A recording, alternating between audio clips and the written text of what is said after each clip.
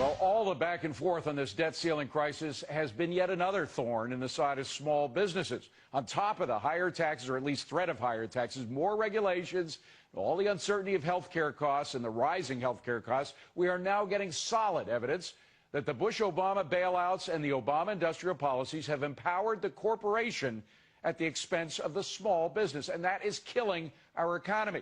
For a view from the firing line, we welcome Brett McMahon of Miller and Long Concrete Construction.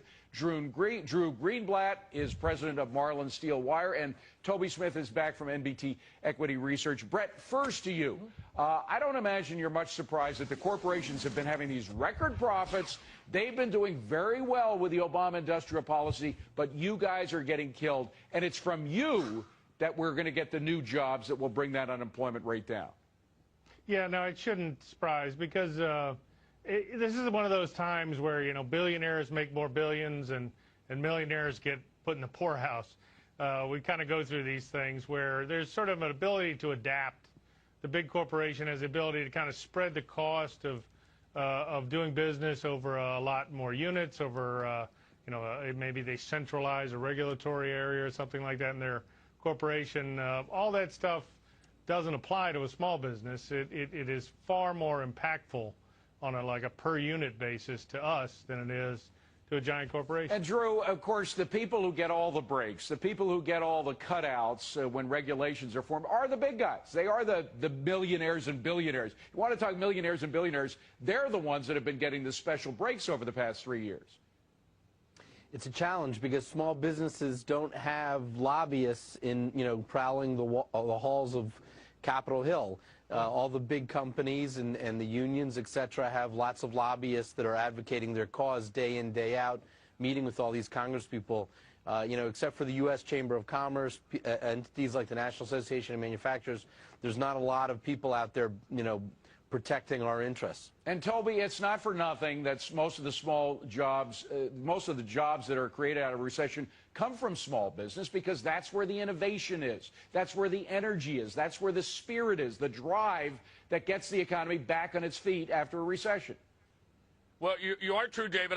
I've been out at a conference in the Bay Area, and I would tell you a couple things. Number one, there's over 1,000 new companies that have been born here in the last 2 years that have essentially represented about 80% of the new hiring. Right. So when we say that small business, I mean, let's not make a general statement here. I'm in front of 1,000 small businesses in the last 2 days who are growing, who are hiring, who have the biggest problem is finding talent and people and finding space to do business. Obviously, Toby, you're looking at a 9.2% unemployment. We have a jobs problem here in the United States. We obviously do.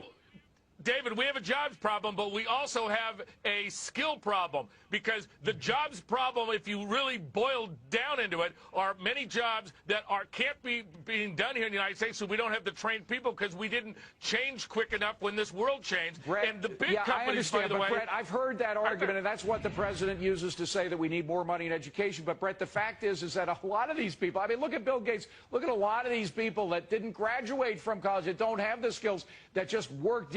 We had a guy on last night who started a very successful small company. He didn't graduate from high school. So it's more than education. It's the dynamism. It's the spirit. It's the ability to go against the odds that we need. We need that kind of spirit, and that's being killed by these regulations and threat of high taxes.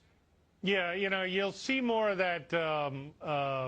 You'll see more of the less educated but highly driven in the boss category than you will what Toby's talking about, where you need, believe it or not, the more technically trained people as the employees. So he does have a point. There is a real dearth of that problem. There is a general problem with our education system, quite bluntly. Yeah. It's but I don't want to get in the weeds, because Drew, the fact is that we have a problem creating jobs in this country because a lot of businesses are scared. They're scared of the overreach of government. Mm-hmm. I think you nailed it. There's a lot of confusion going on out there. Every single day Washington is the front page of all of our newspapers, right. And there's too much anxiety amongst business leaders. If we don't get this thing worked out in the next couple days, every single CEO in America is going to march down to his payroll office and say, don't hire any more people. Wow. And he's going to go to their people in the accounting office and say, you know what? Don't mail any checks. I don't know what's going to happen. So I got to hoard our cash. So everybody's going to pull back. Yeah, we need the politicians to stop playing for fire. It is the uncertainty more than anything else that's killing small business. They're playing with fire right now. Brett McMahon, Drew Greenblatt, and we'll see more of Toby Smith, even more.